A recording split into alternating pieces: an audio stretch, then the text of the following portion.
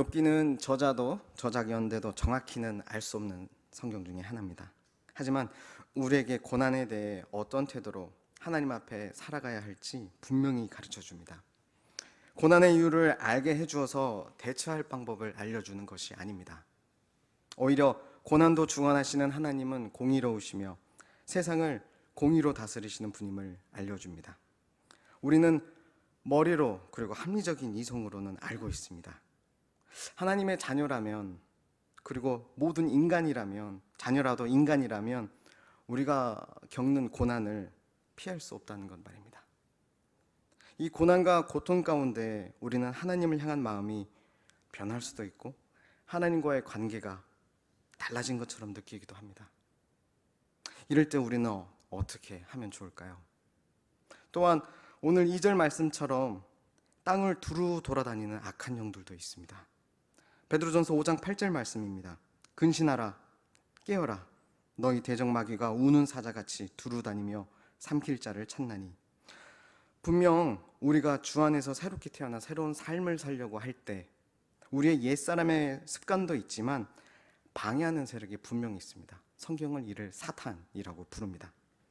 욥기 1, 2장의 앞부분에도 이 사탄이 등장해서 이게 욥기가 시작된다고 이 배경이 보이는데, 보면 욥의 고난이 하나님과 사탄 사이에 일어난 어떤 시합에서 왔음을 말해줍니다. 그러나 서두에 말했듯이 욥기는 고난이 어찌 일어나는지를 알려주려는 것이 아닙니다. 우리는 욥과 다른 친구들처럼, 욥기에 나오는 다른 친구들처럼 고난에 대해 나름 해석하고 합리적 이유를 찾아보지만 발견할 수 없습니다. 우리의 좁은 인간의 이해로는 모든 만물, 창조 세계를 공의롭게 다스리시는 하나님을 다 이해할 수가 없기 때문입니다. 이해할 수 없는 고난과 날 대적하는 적들 가운데 우리는 하나님께 어떻게 반응해야 하는지 이 지혜의 말씀을 나누려 합니다. 그 첫째는 고난 가운데서도 주가 우리를 다스리신다는 것을 의지해야 된다는 것입니다. 이것이 믿음입니다. 1장에서 사탄이 욥의 모든 자녀와 그의 소유를 한 번에 가져갔어도 욥은 하나님을 신뢰했습니다. 1장 20절 욥의 반응을 보십시오. 고통 가운데 애도합니다. 겉옷을 찢고 비탄하며 머리털을 밉니다. 그런데 땅에 엎드려 예배합니다. 21절 그리고 그는 이렇게 고백합니다. 주신 이도 여호와 하나님, 거두어 가시는 이도 여호와 하나님 되십니다 하며 여호와의 이름이 찬송받을지어다 하고 있는 것입니다. 22절 보십시오. 이 모든 일에 욥이 범죄하지 아니하고 하나님을 향하여 원망하지 아니하니라.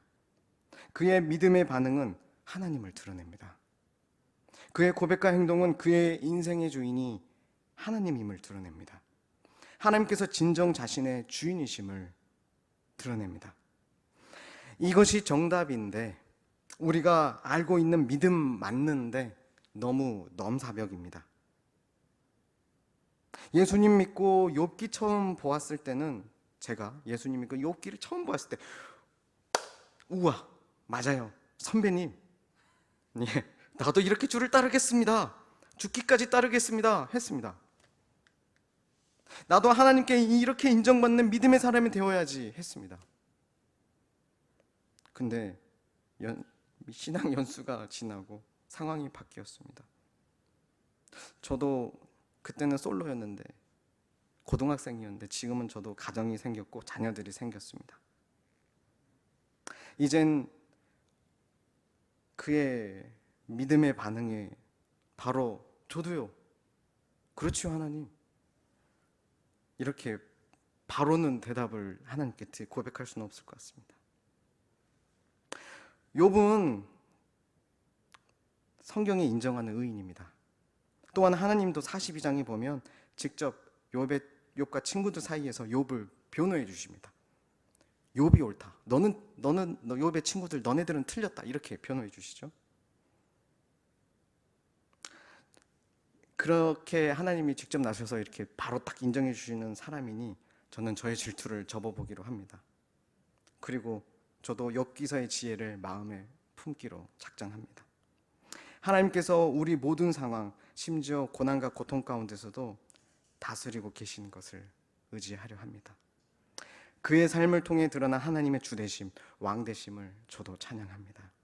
우리 삶도 그렇게 되기를 주님의 이름으로 축원합니다. 고난과 대적하는 적들 가운데 반응해야 될 우리의 두 번째는 하나님 말씀을 붙드는 것입니다. 사탄은 항상 하나님을 따르는 사람들이 믿음을 버리도록 노력합니다. 그 중에 우리를 붙들어 주시는 하나님의 말씀을 잊어버리게 합니다. 우리가 어떻게 하나님을 믿었는지, 하나님 말씀이 우리를 어떻게 하나님께 가까이 이끌어갔는지를 기억 못하게 하고 그 가까이 이끌었던 말씀조차도 잊어버리게 하죠. 거짓말하고 유혹하고 속입니다. 하나님이 내 고난과 고통 가운데 계시지 않는 것처럼 말이죠. 여러분이 처음 예수를 믿고 하나님의 존재하심을 드디어 알기 시작했을 때 분명했는데 사탄은 그 분명함을 흐트러뜨립니다. 그리고 분명하게 만들었던 그 말씀, 들었던 그 말씀을 희미하게 만들어버리죠.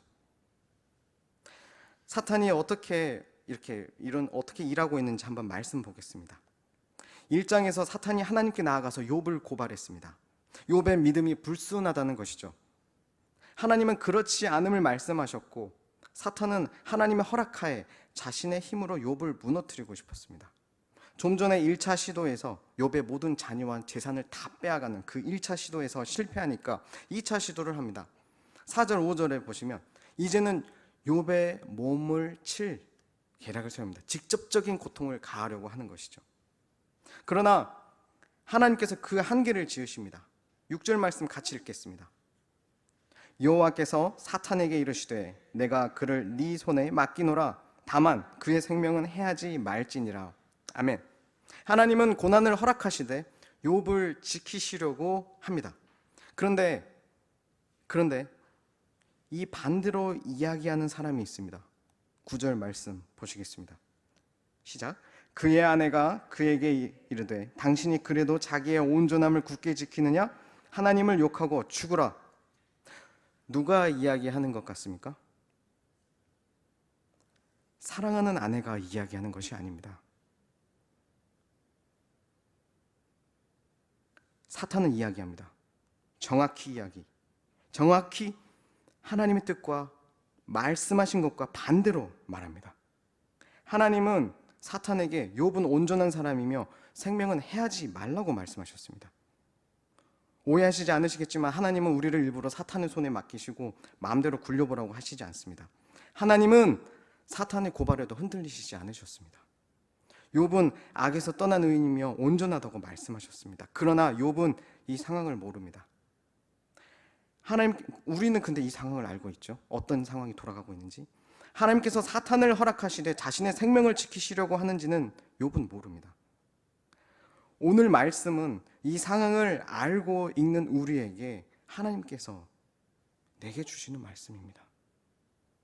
그리고 6절에도 알 수 있듯이 하나님은 사탄조차 사용하시며 그 한계를 지으시는, 다스리시는 하나님이십니다. 나의 상황과 고난을 이해할 수 없을 때 하나님의 말씀이 어떠한지 우리는 보아야 합니다. 그리고 그 말씀을 우리 마음에 두어야 합니다. 말씀으로 믿음을 지켜야 합니다. 고린도전서 10장 13절 말씀입니다.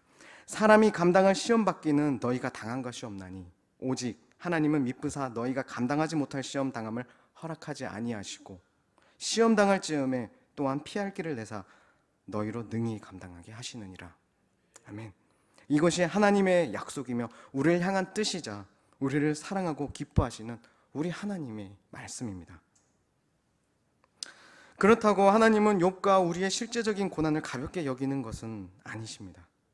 욥도 그랬고 우리도 경험했듯 우리의 삶의 고난은 큰 물음을 하나님께 던지기 마련입니다. 욥기는 그 견디고 붙드는 과정을 가감없이 드러냅니다.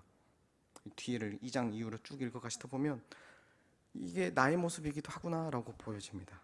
우리도 그러지 않았습니까? 하나님께 불만을 토로하고 하나님의 공의와 다스리심을 의심하기도 하고 하나님의 지혜가 어디에 있는지 따지기도 했습니다. 표정을 보니 저만 따지겠다는 것 같습니다. 하나님을 향한 나의 마음은 어떨 때는 흔들리기도 합니다. 그러나 욥기 마지막에 하나님은 이렇게 정직하게 토로하고 기도하며 견디는 욥에게 나타나십니다. 우리의 고난 가운데 고통과 그 애씀을 인정해 주십니다. 우리도 욥처럼 끝까지 하나님의 선하심과 구속하심을 바라야 합니다. 야고보서 1장 12절 말씀입니다. 시험을 참는 자는 복이 있나니 이는 시련을 견뎌낸 자가 주께서 자기를 사랑하는 자들에게 약속하신 생명의 면류관을 얻을 것이기 때문이라. 아멘. 하나님은 끝까지 욥이 믿음을 지킬 줄 아셨습니다. 처음부터 사탄과 이야기할 때 자신감이 있으셨습니다. 하나님의 자신감은 완전하신 겁니다. 하나님은 욥을 변호하시고 끝에는 상을 주십니다. 우리는 우리를 사랑하시고 늘 선하신 하나님을 기억할 때, 이런 하나님을 우리가 마음에 붙들고 기억하고 있을 때 견뎌낼 수 있습니다. 고난을 바르게 대처할 수 있습니다. 고난과 대적하는 적들 가운데 마지막 우리의 반응은, 욥기에 가르쳐주는 반응은, 바른 반응은 하나님을 기억하는 것입니다. 10절 말씀 읽겠습니다. 그가 이르되, 같이 읽을까요? 그가 이르되 그대의 말이 한 어리석은 여자의 말 같도다. 우리가 하나님께 복을 받았은즉 화도 받지 아니하겠느냐 하고 이 모든 일에 욥이 입술로 범죄하지 아니하니라. 아멘. 욥의 상황은 우리가 보기에 정말 끝까지 그 끝에 이른 것 같습니다. 모든 자녀, 재산까지도 잃고 이제 자신의 몸마저 무너져 내렸습니다. 건강하지가 않고 죽고 싶을 만큼 고통이 너무나 심합니다. 가장 가까운 아내도 자신에게 하나님을 욕하고 그냥 죽어버리라고 얘기합니다. 그렇게 상황은 더 나빠졌는데, 욥이 욕하는 것은 당연할 것 같은데 자녀를 잃었을 때와 같은 고백을 합니다. 하나님께 복을 받았으니 하나님께 화를 받아도 된다는 것입니다. 욥은 하나님의 주권을 인정합니다. 욥은 자신에게 닥친 일도 하나님께서 주신 것이기에, 또 하나님이 어떤 분인지 알기에 받아들이는 것입니다. 죽지 않고 산 욥은 자기 생명의 목적을 다하고 있습니다. 여전히 하나님을 붙들고 하나님을 인정하고 높이는 존재로 살고 있습니다. 우리도 이렇게 살 수 있을까요? 병원에서 링겔 꽂고 죽어가고 있는데 하나님을 높이고 살 수 있을까요?